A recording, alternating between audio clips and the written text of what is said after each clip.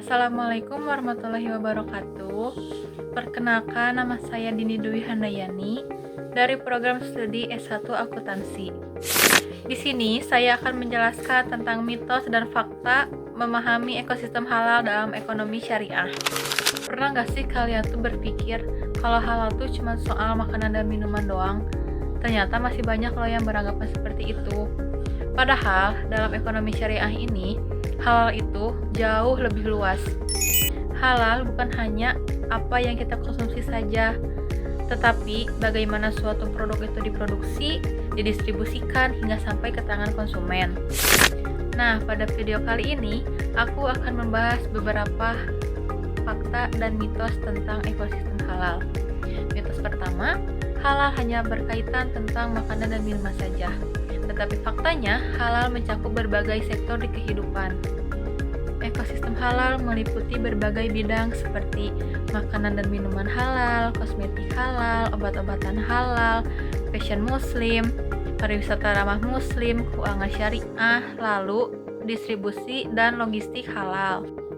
Yang artinya, halal bukan hanya tentang label pada makanan dan minuman saja, tetapi juga sistem yang memastikan seluruh proses berjalan sesuai dengan prinsip syariah. Mitos kedua, halal hanya ditujukan untuk umat Islam. Mitosnya, halal hanya bermanfaat bagi umat Islam saja, tetapi faktanya, halal itu dapat dinikmati oleh semua orang. Yang dimana proses sertifikasi halal mengharuskan produsen untuk menjaga kebersihan, keamanan, kualitas bahan baku, serta proses produksi.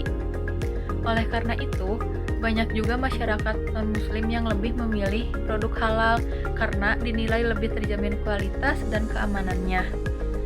Jadi, produk halal bukan hanya untuk memenuhi kebutuhan agama saja, tetapi juga memberikan rasa aman untuk semua konsumen secara umum. Mitos yang ketiga, sertifikasi halal hanyalah sebuah formalitas. Mitosnya, label halal hanya sekedar tempelan pada suatu kemasan saja, tetapi faktanya, untuk memperoleh sertifikasi tersebut, sebuah produk harus melewati proses pemeriksaan yang sangat ketat.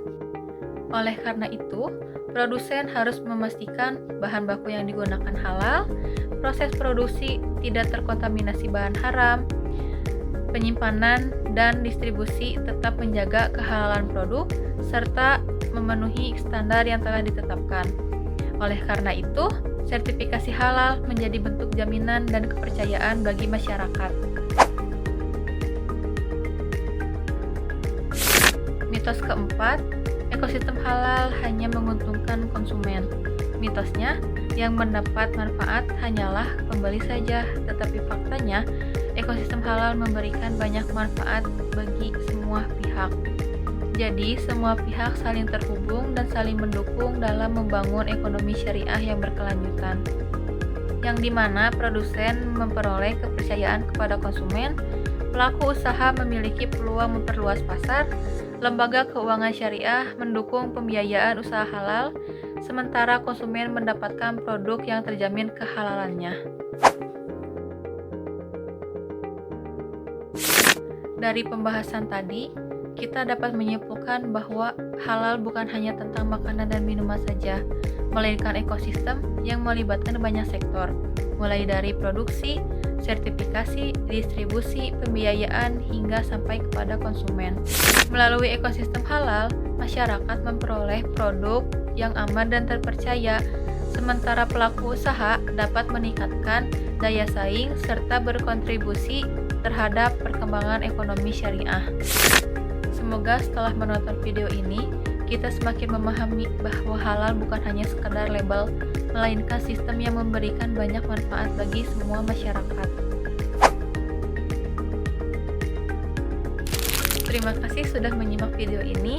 Sampai jumpa di kesempatan berikutnya. Saya Dini Dwi Handayani, pamit undur diri. Assalamualaikum warahmatullahi wabarakatuh.